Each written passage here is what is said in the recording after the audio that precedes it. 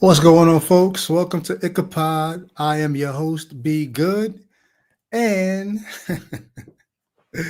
I'm not sure what we're going to be doing tonight because I thought this was going to be a Life After Faith episode, and I'm thinking I might have told my guest 8 p.m., but I might have forgot to tell him it was 8 p.m. Eastern. So I'm waiting for him to check in right now. Waiting for him to check into Messenger where we were communicating. I've also sent him text messages, but he might be thinking it's 8 p.m. his time, but I kind of remember him saying he was on the East Coast. So I don't know. We'll see if he taps in, but if not, there's still so much else to talk about. So either way, come on into the chat and let's chop it up. Come on in and grease somebody in Reason's name. Hey, Eddie said, thank God this is going to be a Life After Faith episode because he was tired of the conversations with Christians. Really now? Because I got a few more of those loaded up. So hopefully I won't lose you. But I've really been enjoying the conversations with Christians because for me, I think it's very helpful to see people in real time having to think about their faith. And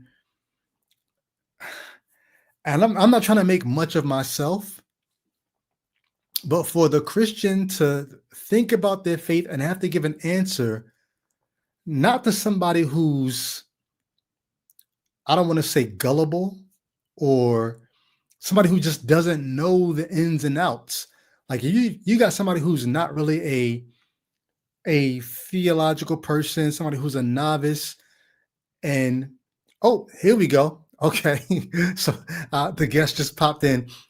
So we are going to do the Life After Faith. So see him backstage.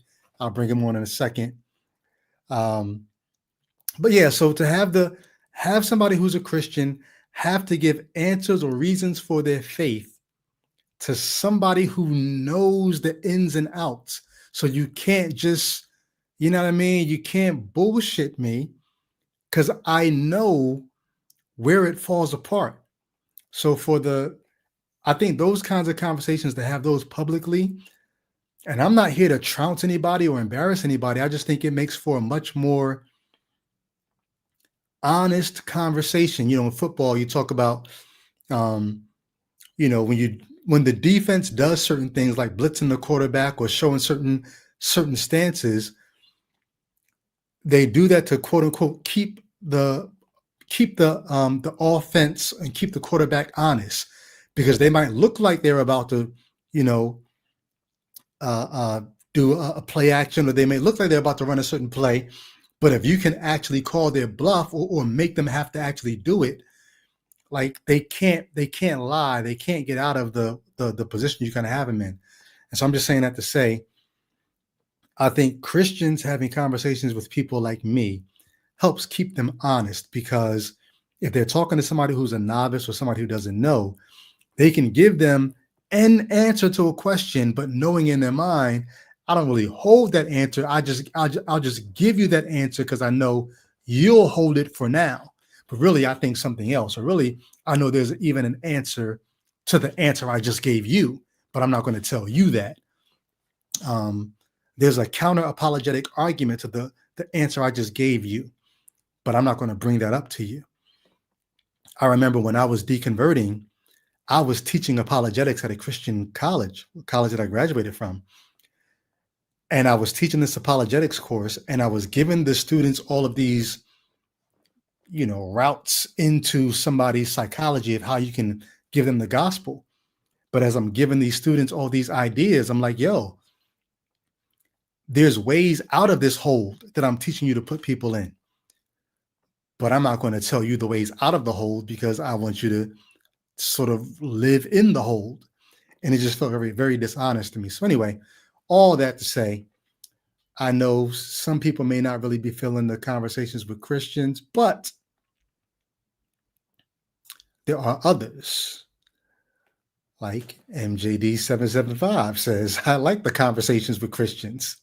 So anyhow, what's up, y'all? I'm just stalling, and we're about to dive in. But I do want to give a shout out to these folks here. If you are a Patreon supporter, if you give $5 a month, $10 a month, to the Ichabod squad. I appreciate you showing your appreciation, and just want to let you know you mean a lot to me.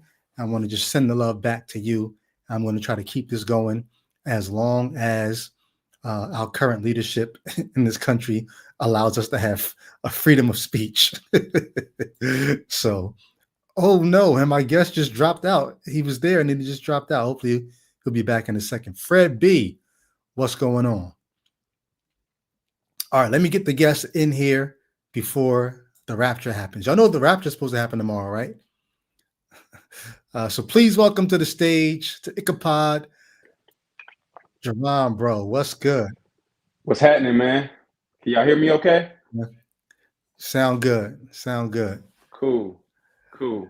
So hey, now let me know. Did I screw up and not tell you it was 8 Eastern? No, you told me everything, man. Because the link is through Facebook, if Oh, I come out of Messenger, it scraps my whole side of the stream. okay. So Got you. Got you. so I gotta All stay right. in Messenger and I didn't notice that before. You couldn't copy it and paste it into a browser? I could, Okay. but I logged on through Messenger. And it's Okay, not a got you. problem as long as I don't mess with it. Yeah, All right. Well, if anything ever happens, just copy and paste it into a browser for sure. and come back in. But Yeah. hey, man, thanks for coming on. Jr. hit me up, I think a few months ago, if I'm not mistaken, Yeah. and said, "Yo, there's a brother that you need to talk to. This brother's got a story. I told him that he should tell it on your platform." Da da da da da. Do you know Jr.? Not personally. I'm a new friend. Been a long time fan. When he Okay. did come to KC, I did meet him, but I don't think he would remember that because I was just Okay. meeting him as a fan. This is back when he had the song "Hey Hey, no, I'm not a slave no more." That's Oh yeah. when But I'm a new friend, and I had heard about his story before he came on the podcast. Okay. So I started reaching out to him really on some like brotherhood stuff, Mm. just seeing what he was going through. Like, man, I'm a fan. It's good to see somebody who was once a leader go through it. Hmm. And then when he came on the podcast, I'm like, man, I've been watching this podcast, man. Connect me, bro. So hold on. Let me make myself a little bit bigger so we can be comparable on the Yeah. screen here. All right. So you have been watching. So I don't know who watches Ichabod. So you've been watching this joint. Then you see Jr. pop on there. And I checked out your stuff. You are or you were a Christian hip hop artist. Like many other Christian rappers, I didn't really claim the title because Okay. I didn't create the title. Okay. It was kind of placed on a lot of us, and I was a part of Kansas City Christian hip hop when that whole movement was happening. So Uh, Azriel. yep, Okay. yep, uh, Or D.A. Horton, for those who know him by that name.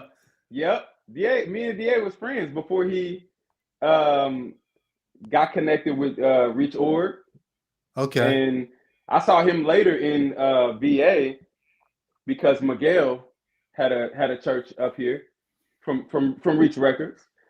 Okay. The So name sounds familiar. it's a lot of, that's what I'm saying. A lot of the culture of Christian hip hop was very intertwined, and I was in the background watching all those things as a new believer.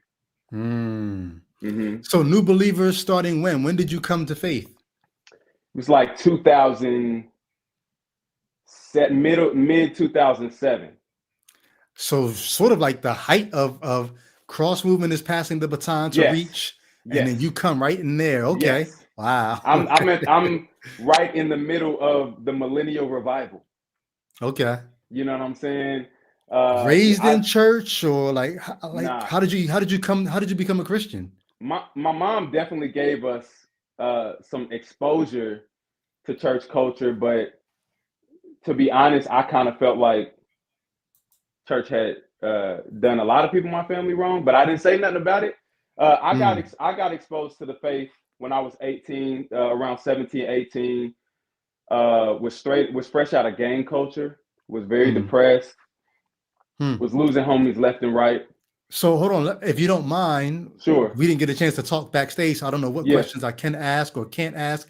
If I Yeah. ask something that you don't want to answer, just say, hey, I'm not comfortable talking about that or whatever. Sure, man. Sure. I'm media trained. So when you say fresh out of gang culture, you got out of the gang before you got into Christianity? Yes, I would say that. But Kansas City gang culture and gang culture throughout the states, it's not like organized gang culture on the West Coast. So in places like the Midwest or the South, gang culture sometimes was according to neighborhood. It was a lot of family gangs, a lot of crews. Like I was actually trying to create gangs myself and different things like that. So that's what I mean when I say gang culture. We were trying to create gangs. I found my identity in gang culture before Christianity because they're the only people that I felt like understood some of the questions I had about life, and they didn't BS about what was going on in the world, about globalization, about money. Gang culture was very straightforward, and they had your back. So I gravitated to that until it led to so much trauma, to where, like I said, losing homies left and right. Like I lost one of my first homies in preschool. You know what I'm saying? I said it in one of my songs where I was like, I saw a gun before I saw a lunchbox. You know what I'm saying?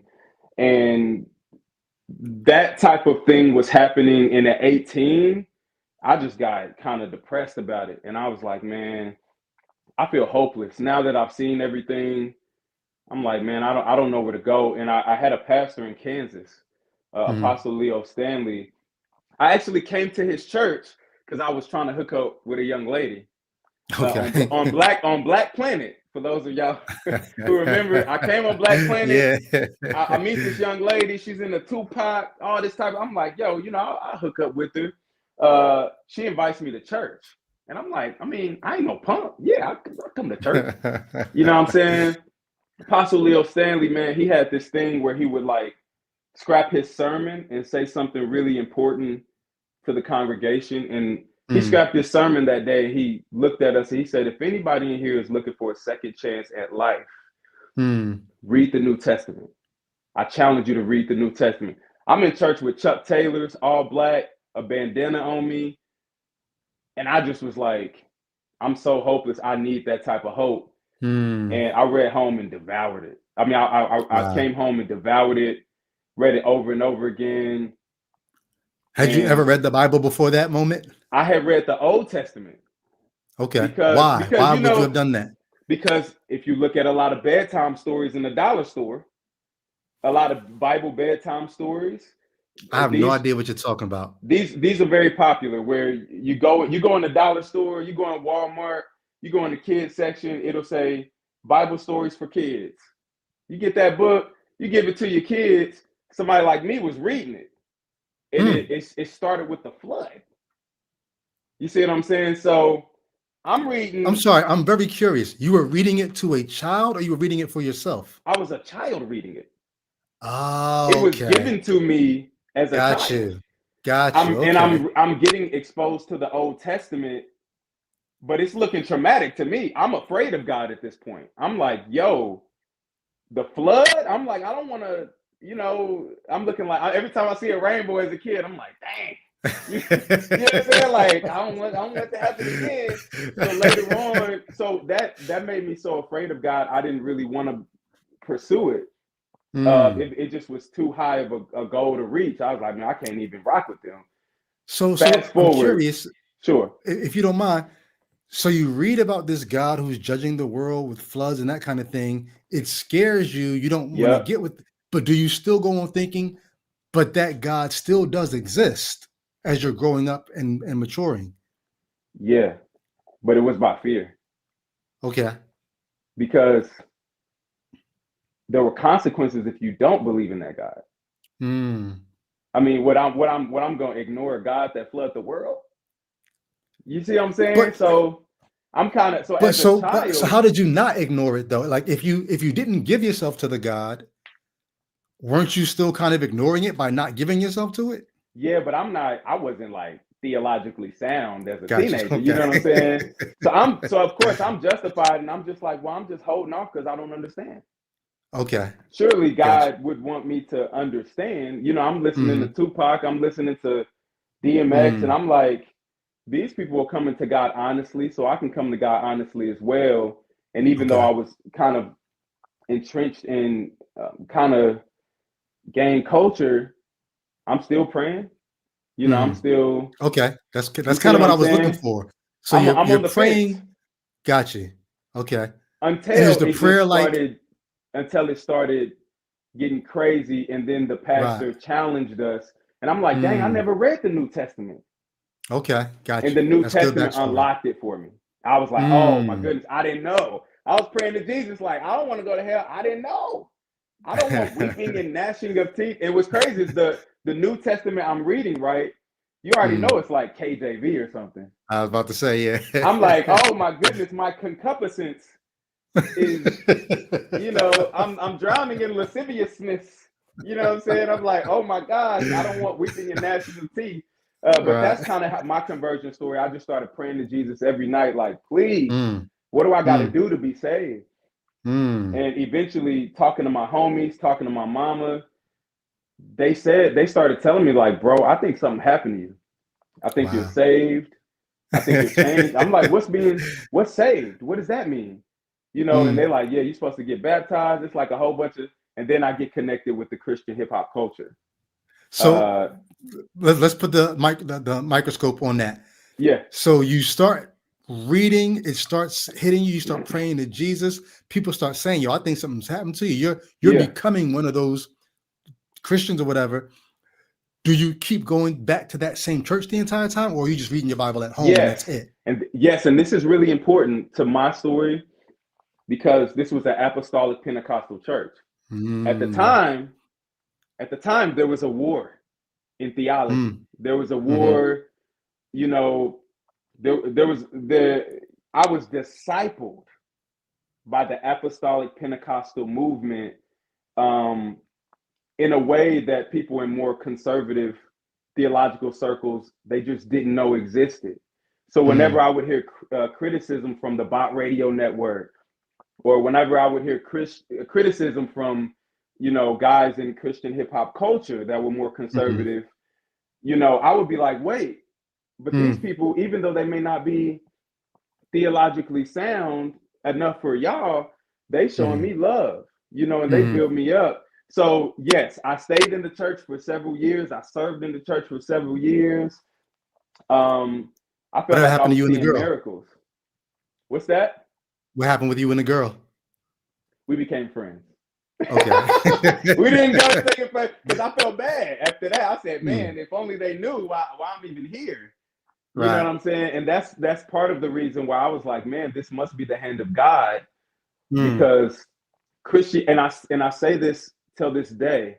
So this is important for any believers who watch this to know. I'm not on an anti-Christian campaign because I sincerely believe that Mm. Christianity saved my life. Wow. Now, I just don't believe that type of transformation is exclusive to Mm. Christianity. So I know Okay. people whose lives were saved by becoming Muslim. Mm-hmm. I know people whose lives were saved by, meditating and stuff. So, Mm-hmm. it's not that I don't see the good Yeah. that Christianity does, but I just couldn't stay subscribed to it because of the integrity of the scripture. So, Okay. So we'll get there in a second. I still want to drill down on the story a little bit just to help people sure, rock with you on that I that was in side of deep, bro. things. I was in Yeah. deep, So just like y'all. apostolic, yeah, you're going to the church. You I want to talk about the miracles and all that you've seen, but first I want to ask you, at what point, or was there ever a point where you felt like, oh, I get it now? Like, what did somebody ever present to you, or did you ever read to the point where you felt like, now I understand the gospel. Yes, Now I know what it means to be. And what was that moment like? How did that come about? this is why I was so turned off by criticism against the apostolic and Pentecostal movements, because the Mm, apostolic and Pentecostal church, after I got saved, you already know I'm flooding them with questions. Mm-hmm. I'm like, hey, listen, y'all, I need questions quick because I'm seeing people still die in my community. Mm. You know what I mean? Like I would be coming from some of these theological circles and then going to a funeral and then Mm. going to another funeral where family and friends started looking at me like a chaplain in the Mm. hood. So in Kansas City, culture.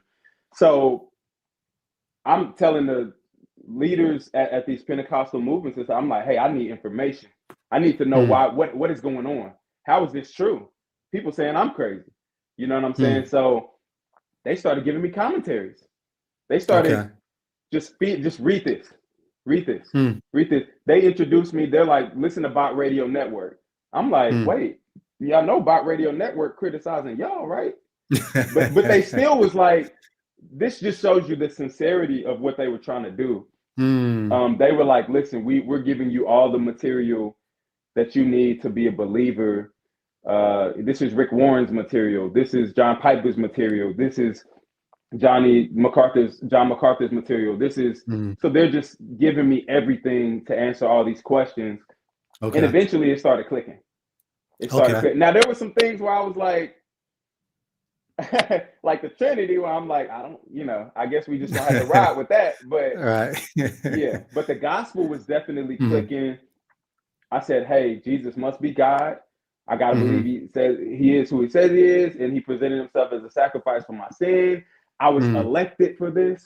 I was Mm. preordained for this. I understood the whole counsel of God to So my you're putting this all together from the commentaries, from you from reading New everything. Testament, from you're building Exactly.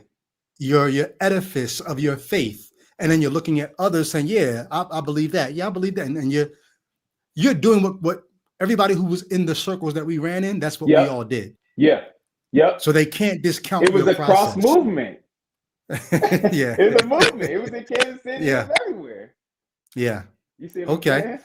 So you said you believe you at that time. I don't know if you still see it that way, but you said at the Apostolic Pentecostal Church, you believe that you had saw miracles. Can you talk about some of the spiritual signs, I guess, that help confirm it's not just the theology that I believe. I'm Mm-hmm. actually seeing moves of God. Can you talk about some of that? By the way, I will. And by the way, to the credit again of the Pentecostal apostolic culture, even some of the people in the prosperity gospel culture, they really kind of trained me up in like their version of apologetics. Hmm. So they would Wow. explain this is what tongues is. You see Mm-hmm. what I'm saying? This is what a miracle is. This is, Mm-hmm. I would go to all the classes and that's what I was seeing. I was speaking in tongues. I considered it a spiritual language Mm. between me and God. And when other people would criticize it, uh, I would have a defense. You know what I mean? Mm. Easy. I'm like, man, let's go to Corinthians real quick. Let's go where it says Yeah. it's a spiritual language. Like, let's talk about Yeah. love. Let's talk about interpretation. When they would say, oh, there's no Mm. more than 12 apostles in the Mm. it stops there. I'm like, well, what about Barnabas? Come on now, we got to Mm. make sense. We got to. There's other apostles. Is Timothy? So I was in all of that, Got you. being trained, Mm-hmm. trained by them, and I. It was amazing because it gave me a shield of armor when I did get into more conservative, Mm-hmm. non-denominational Protestant Christianity. It gave me an Mm. armor of where I was like, nah, I was already trained. So some of Yeah. this Nice stuff that try. don't make sense. So y'all can't just criticize TD Mm-hmm. Jakes for no reason in front of me. You see what I'm Mm. saying? Because I Yeah. already know the good that he does, or I Right. have a balance. So you can't just, Mm-hmm. you know, I had a I level of didn't run into maturity many that a of. lot of people didn't have. Yeah, I was about to say I didn't run into many of your type. I ran into a few that made me say, okay, so there is a studious, study to show yourself approved version of Christianity on that side of the fence as well. Yeah. But I didn't That's run because into it we had to often. that's because we had to keep it on the low. Mm. Because as soon as the more Pentecostal movements see you as theologically sound, they're intimidated. They're like, oh, Mm. what you think? I'm preaching false doctrine? So I Mm. kept it on the low. And then on the more conservative side, once they see you all into the miracles and apostles. Man, I had Christians corner me. And mind you, I was like an 18-year-old, 19-year-old kid. You know what I'm saying? I had people close the door, bring all their brothers in to rebuke me and say, like, Wow. you can't believe these things. You know, like you're in error. You know what I'm saying? And then I would say one or two things, and then they would be like, dang, we gotta, you know, leave him alone for right now. He seems to be okay. Let him go. Okay. Okay, he's speaking in tongues, but let him go. And mind you, people like D.A. Horton were from that same culture. Gotcha. You see what I'm saying? We were from some of the same cultures. Okay. Now I'm curious because I maybe I'm wrong. And shout out D.A. As Horton. I ain't he, trying to just name drop. yeah, as he became more, I don't know, more whatever. Did he ever end up dropping some of that? Like, Who? oh, it's not D.A. Horton, or did he kept I don't. it? In my opinion, no, because Okay. because people like D.A. Horton became examples for people like me. The people Gotcha. like D.A. Horton, people like Deuce, people like Ambassador, where some of them would openly admit they had upbringing in some of these cultures, and it kind of helped them to have a balance. I think it really added to their leadership because they had a different level of respect for different Christian communities that somebody who might have been saved and discipled in more traditional Christian communities, they may have not had that same level of respect. So people like the Thizzles. I remember when I met Thizzle, he corrected me publicly in the most loving way possible. And shout out to my homie out in West, because he hooked me up with the gig. I had a show where I was opening for Thizzle. Well, I was rapping. I don't know if it was in St. Louis or Kansas City. It was one of them. I kid you not, my brother was there as well. I start performing. I'm standing on chairs. I'm preaching hellfire. I said, listen, y'all, I used to be in gangs. You know what I'm saying? Like, y'all don't turn right now. Hell, you know, we talking about hell. We talking about eternal damnation. Nobody understand. We talking about forever. You know what I'm saying? Like, you don't want to burn forever. Like, you don't. And I remember Thizzle went up after me. I didn't realize that I was his opener for the show. He went up after me and was like, he kind of looked at me and was like, hey, y'all, I just want to let everybody know we here on love, man. We love y'all. We just came to show love. We're not trying to, you know, make y'all feel bad. I'm looking like, wait, why is Thizzle? Why is he dumbing it down, dumbing the gospel down? But I learned something from that event. Those are the type of experiences I was having in both of those worlds. And the person that brought me there was also from the Pentecostal apostolic kind of community. So they were really introducing me to a lot of gems that really shaped my character as a believer. And shout out to Thizzle. Yeah. Thizzle. Shout out Thizzle, man. Yeah. I was trying to get on for a ride, but pretty much. By the way. Shout out for a ride. So you don't have to if you don't want to, but I would be curious if you would talk about. So you said you spoke in tongues. You said you saw miracles. Like what? If you can think of any offhand. Man, so many crazy bro. And you know this because I'm sure you've done some outstanding things for the faith. But it had changed. Like, I had never been given purpose like this before. Man, I was going to hospitals. I was praying for people randomly, not invited, wasn't supposed to be up in there. You know what I'm saying? I was praying, man. I've walked up to trap houses praying for people. I've been threatened with guns. You know what I'm saying? Like, because it was a Muslim family where I was like, you know, praying for people while they were kicking it and partying, and they was like, yo, you gotta leave. You know what I mean? So I was just seeing crazy stuff left and right. You know, I was running into people at a store that I worked at here in VA,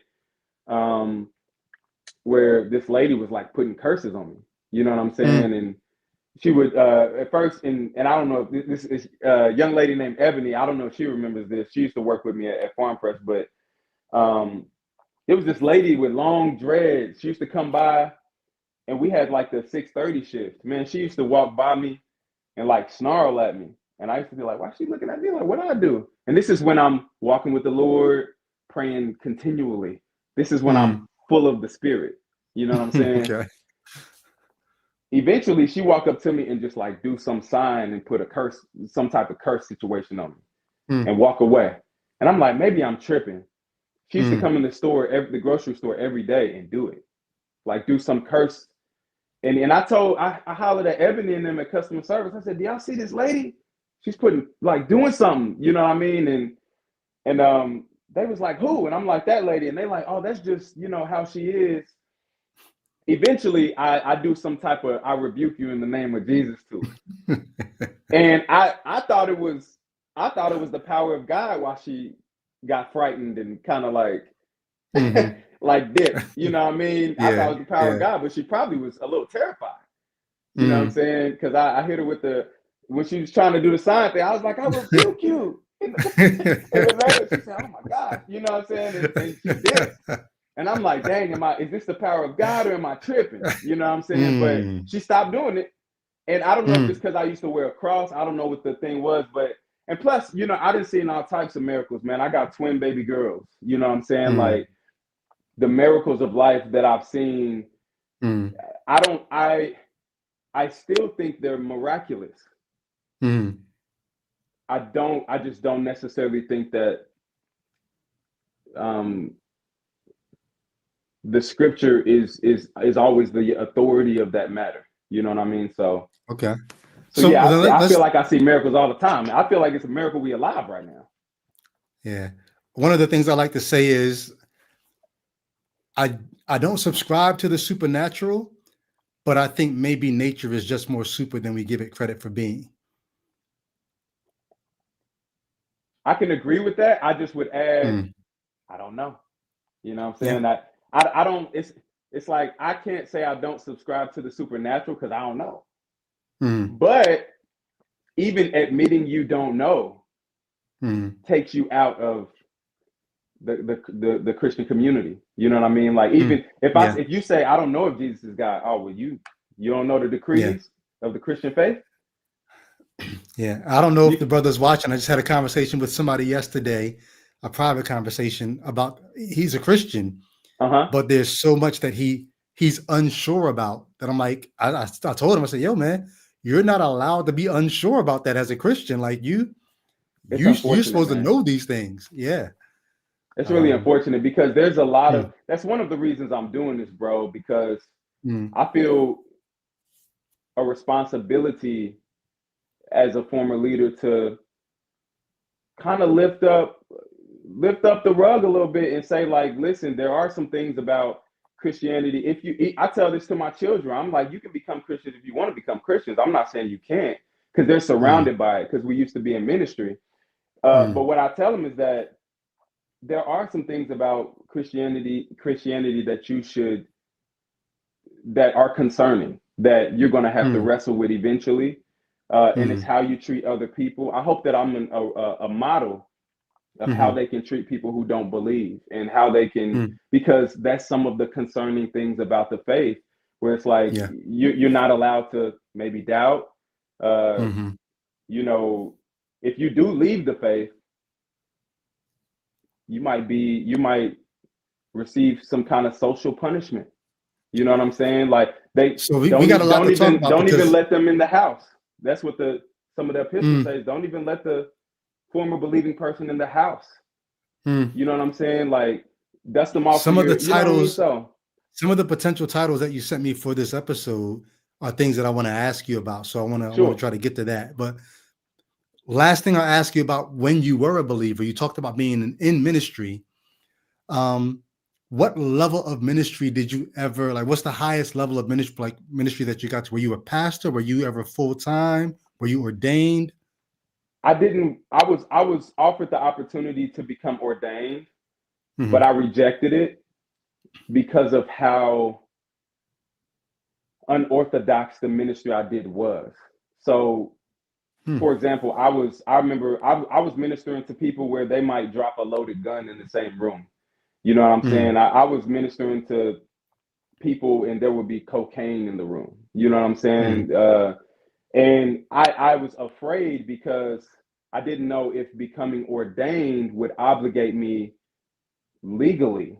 or to the state, or I didn't know all the details about it. Where I'm like, Mm, do I have to call the police if I see stuff like this? Do I have mm. to, you know what I'm saying? So I was like, man, I'm not gonna be a pastor, man. I just want to be a minister. I just want to be a Right. missionary. You know what I mean? But I could have minored in Bible. I could have pursued it. Mhm. I was offered the opportunity to get ordained, but I All right. kind of didn't want to for real. So you're talking about a duty to report. There's certain jobs like teachers have a Yeah, duty I to didn't report if know somebody's being harmed or something like that. because my Okay. wife is a nurse, and she Hmm. would say like, as a nurse, I have a duty to report certain things, Hmm. and I'm like, man, I I was afraid of that type of stuff because I'm like, man, we kind of in the trenches. You know what I Okay. mean? So, well, I'm not about to be no snitch for Jesus. I didn't, you know what I'm saying? I didn't. I'm keeping it real. Yeah. I keep it Yeah. at 1,000. Okay. So you're like most people who have a heart for the lost, if you're a Christian and you see non-Christians as lost, you have a heart for them. You're going to find a way to be in full-time ministry, even if you're not in full-time ministry. You could be working at Walmart and count that as your full-time ministry because while you're Yeah, on the clock, you're yeah, seeing your coworkers and people that come into the store as your mission field. You're probably yeah, walking the aisles, praying up and down the aisles. Father, if somebody walks in this aisle, may they just feel your peace. May they feel your presence. May they be right. drawn to. You're in full-time ministry no matter what you do, if you've got a heart for the lost. And it Yeah, seems like that's the kind of person that you were. I was that. Plus, it was, you know, scholarship where I was like pursuing scholarship in the faith, where I went to Regent University and I was taking Bible Okay. classes, and I was in as a navigator or as staff with the, you know, the non-denominational international organization.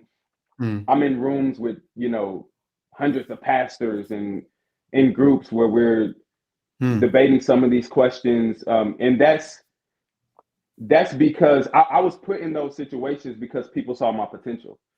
So got you. they saw I was from the streets. They saw that I had Mm, intellect. So they're just like, mm, let me pay for his course. Let me mm, let me help him get in the region. Let me give him the Bible classes. Let me let him do sermons. Let me mm, offer him opportunities to be ordained. So I was moving up, and some of my got you. professors helped raise some of my concerns about the scripture because I would ask them questions I couldn't ask in church. Well, then let's talk about it. So you're doing all this, you're moving up. Like What you. happens? Yeah, what happens so that you don't pursue it? And like how did it come apart for you? It didn't come apart immediately. It just was red flags. Why I just collected the red flags because as you know, as many Christians would say, if it don't affect Jesus, or if it doesn't directly invalidate the gospel, it's not a big deal. We can reconcile that. We'll fix it. You know Yeah. what I mean? Mm. Over time, we'll fix it as as Christians. Or if we don't fix it here, we'll find out in heaven. Yeah, yeah. It doesn't Yeah. mean if something crazy is in the Old Testament, it ain't got nothing to do with Jesus. You know what I'm Mm. saying? So I would just pick up red flags along the way where I'm just like, yeah, but that doesn't seem like that seems like a lie though. Like that's Like, can you name some of those red flags? well, well like and to Not the anybody big watching ones, just the small ones you were collecting. I'm not. It's not that they may not be red flags for other Christians because some other Christians will be like, nah, that don't mean nothing. They were Yeah. red flags Yep. for me. Uh, Gotcha. so again, Good. That's good. That's good. uh, things like okay, when it comes to the children of Israel, the story of Exodus, you know, Mm. are these names correct? You know what I'm Mm. saying? Like, was this really Ramses, or did the Mm. editor add that? Mm. Those are little red flags that I was just like, I guess we can work on that later. You know what I mean? Or And now the casual Bible reader, even the casual Bible reader in Bible college, doesn't know to question that. Like, what raised the doubt that maybe the my professor, author? Oh, so the my professor's trying to professor, let you know. because I was like Jesus at the temple. Once I got Mm. in the presence of professors and people who studied this stuff, you know, what is it? Northeastern is around here where Deuce used to teach at. I forgot what the name of the Southeastern. Southeastern. I was in Mm-hmm. places like that, questioning people, Mm-hmm. asking questions, um, and saying like, okay, are you saying this is really what's happening? Like, there's names that are, names, timelines are off, different things are off, and I'm just like, well, yeah, but if that's the case, Mm. why are we why aren't Mm. we saying something to the congregations, or why aren't we Mm. trying to aggressively correct it? And it's like, well, let me back Mm. up, because it's not affecting the gospel.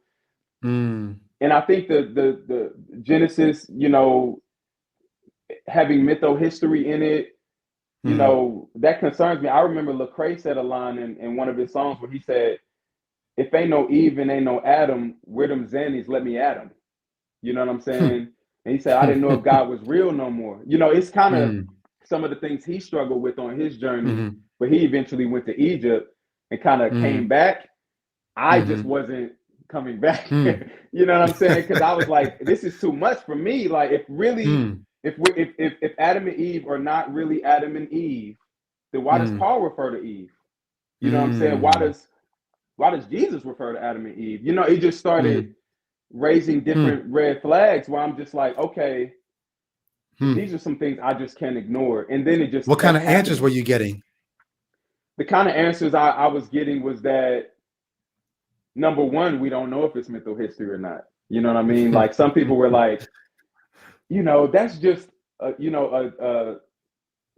train of thought that people have. It's Mm. or a school of thought. I mean, we don't Mm. necessarily. What if it is true?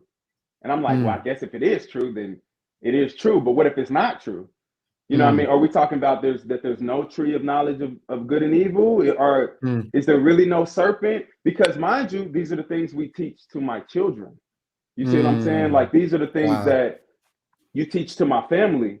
This is one of the Mm. reasons why it was always difficult for me to Mm. bring mentees into the church when I was discipling them. They would be like, let us go to church with you. And I'm like, I'm not Mm. sure. I don't feel Mm. comfortable. You know Wow. what I'm saying? So all that to say is, those are some of the red flags. I mean, even when you say certain books, they were just chosen to be in the canon, the roots, and Mm. like, why were Mm. they chosen? You know what I'm saying? Mm. Like, what? Like, who's like? It almost is like, on one side, I believe that the Bible was inspired and that it was a specific revelation from from Mm. from God and from the Trinity. But on the other side, I'm like, this was obviously curated. Mm. There's obviously editing. There's obviously names Yeah. being taken out. Mm. Women's names being taken out because you don't want this to appear to be a woman, and because of the culture, we got to remove Mm. her name. It's like, what is that? That's Mm. not, like for example, just a quick example. I remember when I first got saved. This was a red flag when I first got saved. Mm. I had the New International. One of the favorite things we used to love to do as a Christian is go to the bookstore and get your Bible. I had a fresh NIV, beautiful. A I thin said, listen, I line? got my new NIV. As a Was it a thin Christian, line? it wasn't that thin line. It was that like a thick burgundy, and it had notes in it. Okay. Okay. One of the notes, think about this. One of the notes, Mm. it had a big note about the story of Jesus and the condemned woman. Okay. And it said that this Earliest story of manuscripts don't have this. when they were about to stop. Yeah, Mm-hmm. people like me would pick up on that and be like, do the Mm. churches know this? Why are we putting this in every Christian movie? Mm. So do everybody know this? Because this is a very pivotal Mm-hmm. scripture in discipleship. You know, this Mm. is this is how we know that Jesus protects us. But any little Mm. things like that, I'm sorry, they just became big Mm. red flags for me, where I'm like, somebody's putting this in, somebody's taking this out, and Mm. that's an issue with me. And you can reconcile it until you can't, you know. Mm. So as you're collecting these red flags, as you're at, is Regent a Bible college? What kind of school is it? Regent is a Is it Christian just college. It's a Christian university, but they okay? have a seminary. They have a program obviously for Okay. people who want to become pastors, who want to become Christian leaders, and I Got you. would sample some of those Got you. programs, As and yeah. as you're collecting these red flags and hearing responses from your professors that are not winning you, not settling it for you in your own personal life, are you sharing your dissatisfaction with the experience? Are you sharing these not necessarily the red flags? Because I remember me when I was collecting my red flags, I wouldn't share them with anybody because I didn't want to cause them Yeah, to stumble. right. But there were a few people that I shared that, hey, I'm struggling with this. I'm struggling with Yeah, Genesis. yeah. Did you share it with anybody? I shared it all, but Mm, I shared it all as a believer. okay. See, so I when I was this, it was one of the reasons that people gravitated to me so much in ministry, Mm, because and it's one of the reasons people gravitated to the John Pipers or to the leaders in the movements, mm, because they weren't afraid to bring up the hard questions, and people mm-hmm, loved that about their interactions with me. And is I would straight up tell them, like, listen, mm, I'm gonna tell you what this says, but I'm gonna keep it 1,000 with you. I don't know if that's in the in the manuscripts. I don't know if, and they just mm, like, well, yeah, but what about this? And I'm just like, I'm gonna just keep it 1,000. What Paul says seems oppressive to women. I'm keeping it mm, 1,000, but that's what he says. You see mm. what I'm saying? Or Okay. so those are the types of things I was bringing into discipleship, and it's also Mm, the reason why I received a lot of criticism mm, from Christian leaders, because they saw that I was edgy, and mm. some of them were straight up like, "Hey, man, we don't trust you." So We don't trust you because you're proving to be trustworthy by telling the truth. Um, yeah, and that's after years of faithfulness, mhm, and it really hurt. I ain't gonna lie. That's when I started experiencing church hurt, when I started asking big questions, because mm, I didn't. I was defending the church before that, right. and Did you and these connect are it back to what you saw as a child? You said as a child you saw the church do a lot of your family members wrong. Once you started experiencing that, did you connect it back to that at all? not at the time. I'm connecting Mm, it now, but at the okay. time I didn't, because I didn't know what was happening. I'm kind of like very similar to the Apostle Paul, where it's like I picked up everything, came to Mm, VA, and planted myself in Christian community where I was mm, surrounded, where they kind of protected me. But mm, as soon as I started asking questions, I felt really gaslit, where people would be like, "You isolating yourself," and I'm like, "I didn't isolate myself. I was abandoned." Because I mm, started doing things that people disapproved of, and you know, I was people know that I was criticized for a lot of the moves I've made. I remember I was invited to a Christian podcast one time, and it was like 4 or 5 other people there to debate me. I had mm, no idea. I'm showing up on a podcast like, it sounds like y'all all agree. What's going on right now? You know what I mean? I was promoting a club. I was promoting a club event, because I threw a mm, Christian club event, and it was mm. like 5 people on there that disagreed with clubs and parties, and I'm like, what's going on, right? So that's the type of criticism I was receiving publicly. So, question: Yeah.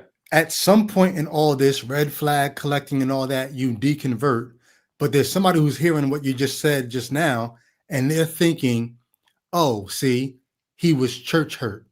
So, if you can help us, why did you eventually say, "I'm no longer a Christian"? What was it?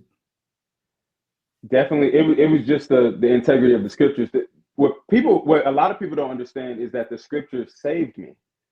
So it's not a Mm, lot of people that were saved through the scriptures. Some people were saved through an altar call. Some people were mm, saved through Romans Road, through their best friend who was a Christian. I was saved by reading the scriptures. I got you. repented. I gave my life to Christ privately. Mm, By continuing to read the scriptures, it happens to be the place where I also deconverted. mm, Because as I'm mm. studying the scriptures, I started Wow. to think like, I can't with Mm, confidence say that I believe this. What does this mean for me, God? I know you mentioned this of your story, where you spent several years praying. I was praying. I mm, was seeing therapists. I was mm. talking to pastor friends, Why talking to my therapist? wife, If you don't mind, why because therapist? Christianity made me depressed. Hmm. Because and I don't, some people ain't gonna like that, but I felt You depressed. clarify however you want. I'm gonna rephrase it so it's not so blamey, but I Hmm. felt depressed, like many other young black men, especially, that become so passionate about about the scriptures that you really start to think less and less of yourself. You start to feel like, Hmm. okay, I'm wicked, I'm evil. There's Hmm. no good thing in me. You know what I mean? Hmm. So I need for God to be glorified in me, and for me to Hmm. really believe. And it really brought me to the depths. And I remember a psychiatrist was Hmm. talking to, it led to medication. It led to, so Christianity was very depressing for me. I was very anxious. I didn't want to disappoint Jesus. I didn't want to, when we talk about demons and evil and supernatural stuff, it really can be depressing for people, especially young adults who are trying to figure Hmm. out their life. Yeah. And I remember the psychiatrist was like, we got to kind of put you on the other end of the pendulum, the love of God, the imago Dei, because This that is a wasn't Christian emphasized a lot. therapist. Yeah, yeah, Okay. because that wasn't it wasn't talked about a lot. It was very seldom where somebody would. You remember the the what is it called, the Master's Way? That whole culture where they be like, I'm gonna give you a list of these commandments and let me know how Yeah. many you break. You know You're what I'm right. saying? Do you know why you broke them? Because you're wicked. You know what I Yeah. mean? Like, you're Yeah. a sinner. You know what I Hmm. mean? And if you don't get that situated with the Lord and make peace with God, you're gonna be in eternal damnation. That's a lot of pressure. You know what I Hmm. mean? Even as a believer, because you don't want to be disciplined by the Almighty God either. Wow. So all Wow. that led to depression. I started Okay. asking questions, getting help, um, but that didn't necessarily lead me to go away from the faith, because again, I thought everything could be reconciled. Right. Confirmation Okay. So bias. then, well, yeah, but I mean, you're giving your God and your religion the benefit of the doubt, and you're taught Exactly.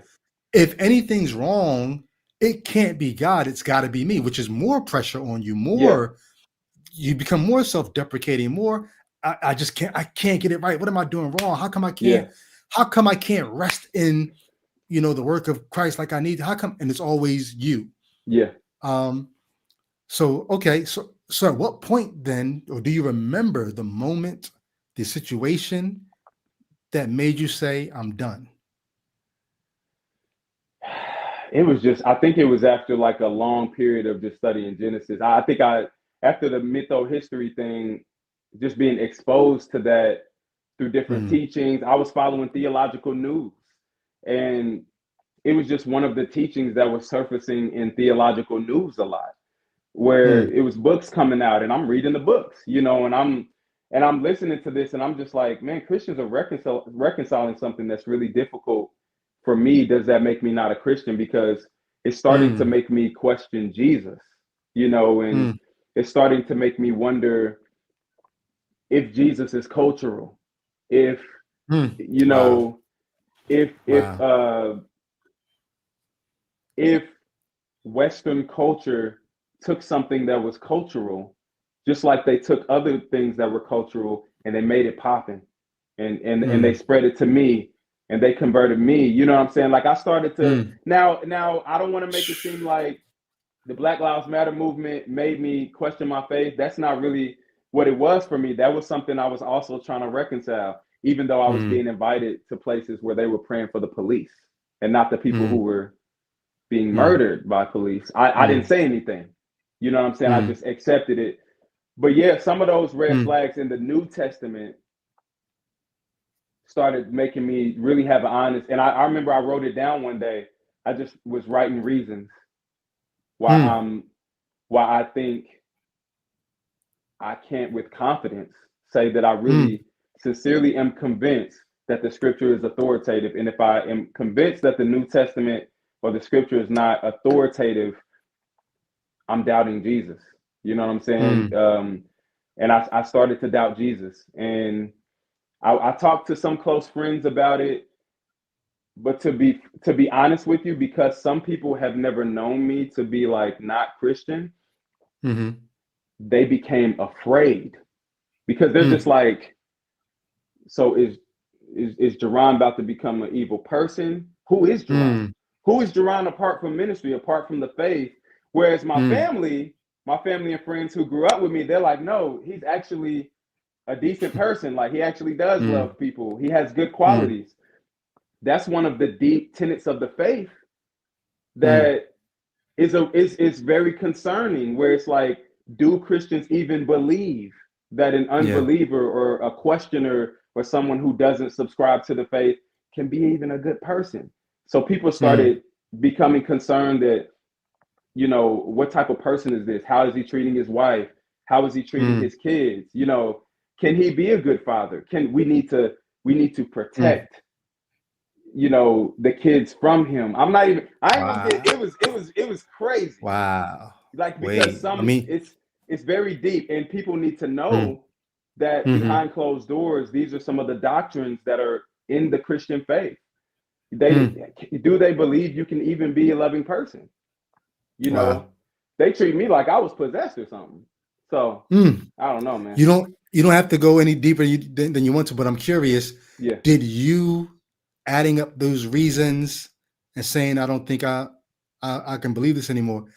Did it cause friction in your marriage? it did. You know, it does, and I'm not sure. I wouldn't say I have all the answers for it. At first, Mm-hmm. I remember my a friend of me and my wife Jill. And I really appreciate it because she was wondering. She was like, "How is this affecting stuff like that?" And I remember telling her, like, you know, I think it'll be okay, but it does make a major impact because it starts Mm. changing how decisions are made when it comes to the children. Mm. Because now I'm starting to be a little bit uncomfortable with what people are saying to my children or saying to our Mm. children, or I don't know if I want them to go to that private school because Mm. y'all's family had issue in that private school. You know what I mean? I don't know if I want them just, you know, indoctrinated with certain things. I don't mind if they question. If we're going to expose them Mm. to that, let's expose them to this as well. You know what I mean? Like, Mm. so it did cause some issues, and I won't say I have it all sorted out, Mm-hmm. but it is something that, you know, is very important for that I share with the family. Like, hey, y'all, I hope I can be a model of how you treat people who don't believe the same thing. You know, we Mm. still can be loving. Let me be Mm-hmm. practice for how you treat the world. Mm-hmm. Because the witness Mm. of the church is really affected with how they treat people like Mm. me, and so Mm. far it's looking crazy. So it's a lot of Mm. gossip. You know, people promise the people you cried with, that you poured your life with, you know, kind of poured your life into, and they poured their lives into you. Now you feel excommunicated. You know what I'm saying? Or Mm. now you feel like we don't trust you now. We don't know, Mm. you know. So it really sucks, but it's something that I've had to grow Yeah. through over the last 3-4 years. So So I was about to ask you. So how long has it been since you said peace to the religion? It's about 3 or 4 years. it's been about 2 years since I first like talked about it with family and friends, because I sent like Okay. a mass text out, because that's the thing, Mm. when you're in ministry, it was just a lot that I had to, Mm-hmm. like, for example, it was Mm. like $10,000 in my name for ministry funds. Mm. So if I don't use that the right way, I can't lack integrity with that. So I got to give that back as a Christian Mm. minister. You know what I'm saying? Because Wow. now if people know I'm not walking with the Lord, they might think I'm doing something dirty. So I got to give that back. You know what I'm saying? Mm. I gotta step down from this ministry. I gotta stop rejecting I gotta start rejecting some of these invitations to speak and do all these Mm. things, because I really care for Mm. the pulpit and for these people. But in Mm. doing so, it came Mm. with a lot of gossip and a lot of rejection, and Mm. where people could just call you. You know what I mean? Mm. And now they just like, man, I don't know what Jerron on, man. You know, Mm. we lost one. You know, I don't know, and I won't go into detail with the things that I've heard, but I just Mm. would say, like, I would Mm. hope that Christians would see my story and not just be upset about it, but also learn how to treat people who are having Yeah. questions. Because I wasn't the Yeah. first. there were Right. And you're not dozens going of to be the young men last. around me that I tried to stop them from going in this direction when the church Mm, wasn't really caring about them. I was the one taking all the black yeah. sheep and saying, stay. So Mm. So then, so people are gossiping. Oh, he's probably going to do this. We got to protect his kids from him and all.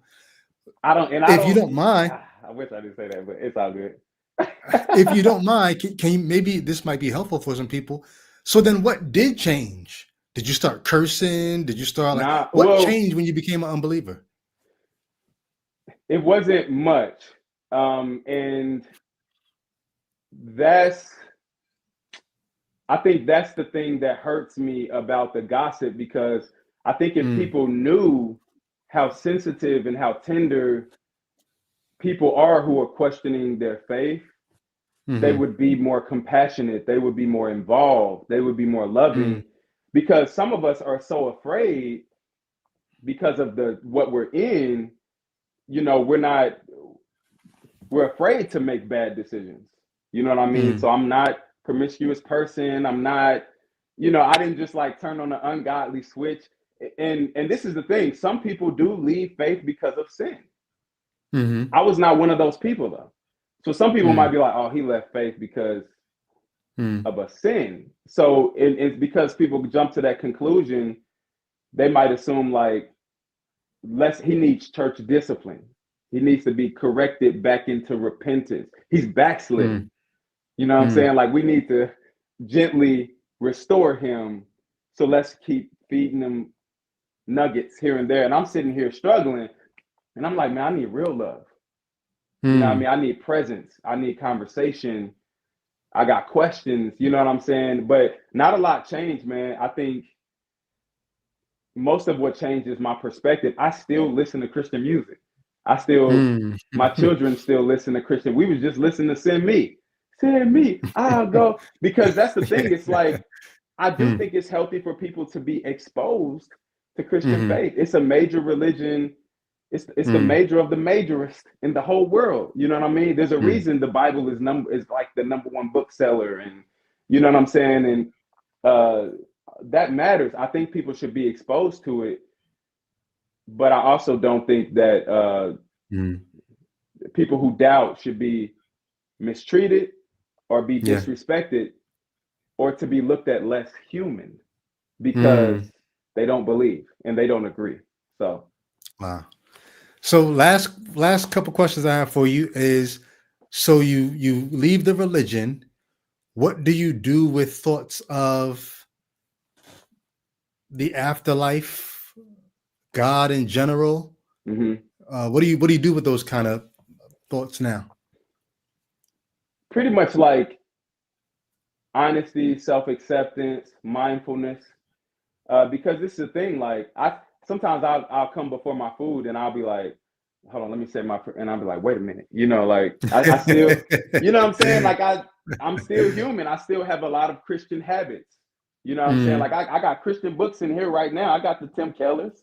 I got this is mm. my life was just so entrenched. It's gonna take a Mm, while yeah, to, you know, to really deconstruct everything. But now gotcha. I practice self acceptance where I'm like, hey, Jerron, you're grieving, you're going through Mm, something, you're gonna have those thoughts, you're gonna be yeah. afraid, but you're gonna be afraid of hell sometimes. You're gonna, Mm, but I try to tell myself like, mhm, let those thoughts come, but they don't necessarily dictate who you are. They don't mhm, necessarily um, mean that all these mm, things have to happen to you. These are thoughts in your mind. These are yeah, things you were yeah. conditioned to believe. And I Mhm, hope that that helps me help other people who are questioning their faith as well to say, this is normal. mm, You feel that I have bad yeah. dreams. You know, Mhm, it's normal to feel these ways, mhm, um, because becoming a Christian is a life changing event. You know what I mm, mean? Like it's very talking about hell and heaven, and that's very serious, and people don't yeah. realize how serious and fragile it is Mhm, when you're talking. I've seen people commit suicide who've become believers. I had a friend who committed mm, suicide. You know what I mean? mm, I've had I've had friends call me from medical hospitals, saying that I was preaching Jesus in the street and they locked me up. You know what I mean? Like this is Mm, that have come over my house that my children have seen in the hospital mm, gown. Like this is the type of ministry that we were involved in. There are people who have come to my house shot. mm, You know what mm. I'm saying? Like because of the type of ministry that we did, that takes a lot to unravel and a lot to Yeah. deconstruct. But it's very serious for people who don't know. So I'm curious, and you don't have to have there's no right or wrong answer to this Uh-huh. question. You were ministering to people in all these dire situations. You Yeah. were doing it, you thought, through the power of God and Yeah. bringing them to Christ. You leave the religion. Do you still have a itch to scratch when it comes to helping people? And if so, how do you scratch that itch? That's what I'm doing now, man. You know what I'm Okay. saying? Like I feel like being a part of something like this is part of Mm-hmm. me, you know, being honest on the other side. If I was honest Gotcha. about coming to Jesus Mm-hmm. and sharing the Mm-hmm. gospel, I got to be honest about the other side too, and say like I had big Mm. concerns that were too concerning for me to subscribe to. So that's kind of what I'm doing when people, it's dozens of people who came to faith through me, and I Mm-hmm. know you've experienced this as well. Call Mm-hmm. you up and you just like, dang, I got to break the news to them. Yeah. But I got to, but I Mm-hmm. got to, because I feel like it's my responsibility because I'm the one Mm. that brought you in this. Yeah. You know what I'm saying? But let me Mm. let you, I'm not just about to disciple you in Christian doctrine. I'm gonna disciple Mm-hmm. you as someone who loves you. You know what I'm Mm. saying? So I'm Yeah. not just a mentor in the faith. I'm a mentor in Mm-hmm. real life. And Yeah. I That's wish what's I up. wish more Christians took that approach, because I Mm. keep it real with you. Once you stop showing up at church sometimes, Mm. once you stop going to Christian events, it's some mentors that's like, I can't mentor you no more. You know what I'm saying? Like Mm. you got access to Mm. me because of being Right. in this Christian, and it's not just like a social thing. Because some people be like, Mm-hmm. well, if you're in church, of course you're gonna get all the benefits of church. I'm like, I'm talking about outside the church. I'm talking Mm. about people I was with Monday through Saturday who had Mm-hmm. to kind of cut me off because they like, I don't know what to say to you. You know what I'm on. You know what I Mm. believe. And I'm like, but yeah, but you said you love me. You said if I ever question my faith, you was there. I Mm. thought we was for life. Because mind you, I came from gang culture where people Mm-hmm. was willing to die for you. They with you for life. So I'm Mm. thinking the Christians are like that because that's what they promote. We promote Right. 1 Corinthians 13, right? Love Oh, endures don't get me all. started on that one. That's what I'm Don't get me saying. started on That's that why this one. conversation is important, man. Because people don't know Yeah. that a lot of this Mm. exists. Mm-hmm. So Mm. it's tough. Mm-hmm. Uh, Day at a anything time. else you feel like it'll be worthwhile to have somebody here? Like, I know one of the questions that you put in the one sheet was misconceptions, but I think you maybe addressed some of that, misconceptions about why people leave the faith. Yeah. But is there anything at all that you feel like you want to make sure you have this said? Because you telling your story is very important, because there's some parts of your story that I'm like, oh yeah, I know what that's like, and I can. Then the other parts, I'm like, yo, I would have never been able to speak to that Mm. part of the experience. That somebody who's hearing they're like, oh, so he knows what that's like. So Yeah. if there's anything else that you're feeling like I probably need to say this too, this is your chance to make sure that you get it out. And not that this has to be the last time that you're on here, Right. but I want to make sure that you speak your heart while you're here. Yeah. And I just want to let people know it's okay to question. You know what I mean? Like, Mm, to keep it 1,000, I don't know if it's scripturally okay. I don't know if the scripture says it's okay to question. I don't know if the scripture mm, says it's okay to admit that you don't believe certain things or that you're struggling with certain thoughts. Because I know people that had the same feelings and thoughts that I had. They just disappeared though. They just mm, they just hid. They just stopped going to mm. church because they were too afraid to share Yeah. their thoughts. And so I want to let them know, like, you can Mm, share those thoughts. You know what yeah. I'm saying? Like, I Wow. know you may not be able to share them in Christian community sometimes. Mm-hmm. Sometimes you may feel rejected.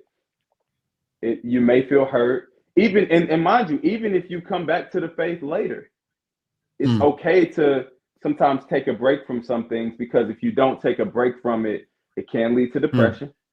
It can mm, lead to being entrenched in something that you just can't get out, you can't get out of. You're gonna be in too deep. Because I probably would have been a theologian right now. I would have been probably like Mm. a theologian questioning my faith. And I'm like, dang, I would have, I would have been teaching so many people. You know what I'm saying? So it's okay to question. It's okay to take a step back. It's okay to take those sabbaticals. You know what I'm saying? It's Mm. okay to let those feelings out. It's okay to get therapy that's not Christian, Yeah. even if you're a Wow. Christian. It's okay Good. to hear from the progressive Christian community. It's okay. Mm. They're not all Good. sinners. It's okay. Yeah. Because if truth is really gonna set you free, I hope it sets you free all the way. So I was going to let you go, but since you said that, I'm curious. Talk about being set free all the way. That's what truth does. There's some things that we don't know, though. So I'm curious. I asked you about the afterlife and God. I don't know if you answered Yeah. the God part. So I'll just ask you, where have you gone with the God question? Are you agnostic? Are you atheist? Do you I don't know. are you a deist? I don't know, bro. I don't know, man. And Mm-hmm. that's been the hard part, is like admitting that I don't know.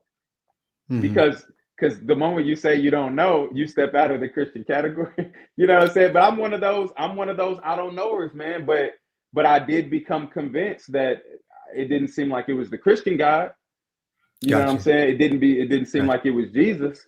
And because of that, I just had to say, man, I don't really know. Uh, Mm-hmm. but what I can say is I believe that everybody should kind of question their faith. I think it's human. I think it's human to question to have identity crises and all that type of Can stuff. you tie in what you're saying right now to the title, Choosing Well-Being Over Certainty? Yeah, because I think well-being means being honest about some of those issues. We had a popular topic in Christian culture, for those who don't know, of having a clear conscience. You Mm. know, this is something that Paul teaches in the New Testament, having a clear conscience as a believer. Mm. I would take it a step further and say, like, it is possible to have a clear conscience even when you're not a believer. Yeah, and Mm. that's what this is. It's like, Mm. that's what this is. Wow. This is me sharing, Wow. like, hey, y'all, I know you want me Mm. to repent and come back, but I have a clear conscience by letting this Mm. go. This is me Wow. being honest. This is, you know Beautiful. how it says worship the Lord in sincerity? Mm-hmm. That's one of the, I think that, I don't know if that's in Romans or something, like worship the Lord. I don't know if Peter says that, but it says worship the Lord in sincerity. I left the faith in sincerity. If I Mm. felt like I couldn't worship God in sincerity, I had to go. I had to take a step back, Mm. and I had to clear my conscience even from the faith.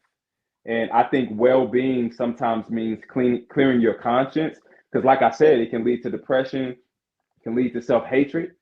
You know, it can lead to you Mm. being in social situations that are oppressive. Mm.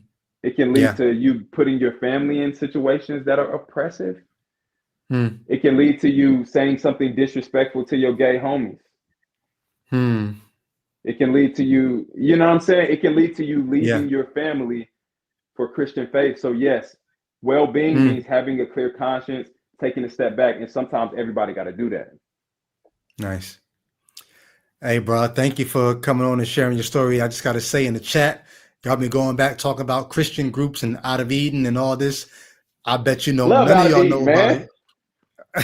Well, somebody in the group dissed them talking about those girls couldn't sing.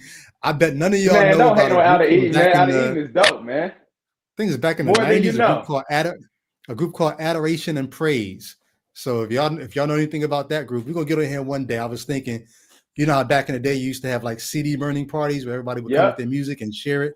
We're gonna do Wow. a Spotify, Apple Music Day. We just get on here and everybody just shares their music, and we're gonna walk away with better playlists. So Yeah, uh, man. I'll, I'll let y'all know when we're doing that. Hey, bro, thank you so much for coming on and telling your story. I always like to offer it to people. You want If to there's pray anything that before we happens, go? I'm sorry. I'm sorry. If So, there's and anything that that's not a happens in the, mockery to all the Christians. I ain't trying to mock you. I was just joking. Sorry. That was hey, just a listen, joke. it's all good. If there's anything that ever happens, like, you know what I mean, in the news or pop culture that you feel like you want to come on and address, my platform is not just my platform. My platform, if I ever bring somebody on and I don't have to boot you because now you're just not where you need to be, like, this is our platform. This is our community. So if you feel like you want to share something or co-labor and do something, now I use the Christian term co-labor there for on purpose. Um, let me know, hit me up, and I'll reach out to you if I think there's a topic that you might be good to speak on, and we'll just keep it going. And thank you, man, because like I said privately, and to JR, this is or Courtney, this is a safe space for people like Yeah, us who are kind of questioning and deconstructing. So thank you as well. good stuff. Mm-hmm. All right, y'all, go ahead and enjoy the rest of yours, and make sure you like, subscribe, leave a comment to help us out, and we'll catch y'all in the next one. Peace.